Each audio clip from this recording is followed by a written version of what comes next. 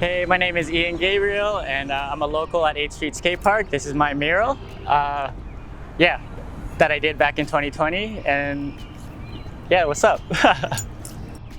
When this skate park first opened up back in, I think it was 2010, and I just like moved into the area. This was like the first place I went to. I met so many skaters, so many friends, not just skaters, but like there's a lot of people who walk through this park and like they enjoy watching us.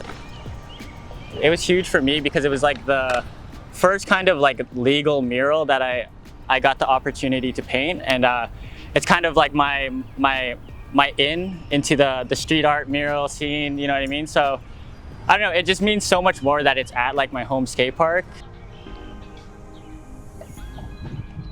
The wolf is supposed to resemble me as a character, and so you can see that the female warrior and like the wolf are kind of reaching out for a ball of happiness, and that's just kind of what this is all about. That's what skateboarding is all about. So it's kind of, just kind of sharing and having a sense of belonging.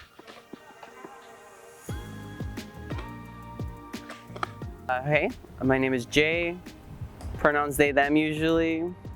I'm a skater and organizer in the Toronto scene.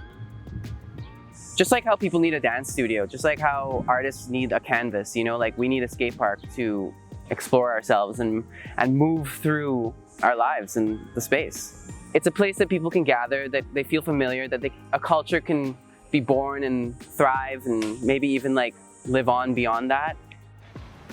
I love DIY spaces personally because something about being able to move an object and recreate what you see in front of you, I think it's really powerful and really refreshing, because I find a lot of prefab skate parks or concrete skate parks, while sick, there's a certain sterility to them in that I can't take that big concrete piece and move it over there, you know? Like, I really like the DIY element in that it is co-constructed, the community really decides how it wants to look.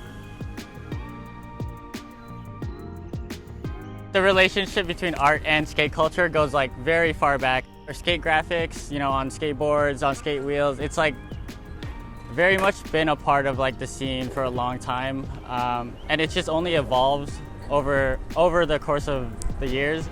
It is just self-expression, you know, like we're all just on four wheels, but even the way our boards look, like my board's completely different to yours. It's completely different to theirs, you know, and like that's an element of art.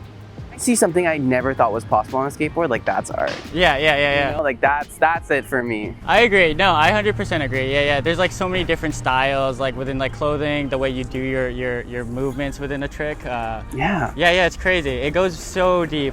Like DIY versus concrete parks, it's like a concrete park is made by people who have office jobs. You know, they get salaried. Whereas a DIY spot's really like, well, this dude shows up every day and he's moving the rail here over here. Yeah. You know? And it's more of a conversation, you know, like people get to actually like engage in a spot and invest in it. You know, like I think it goes a long way to like building a robust community, you know? 100%. Yeah. 100%.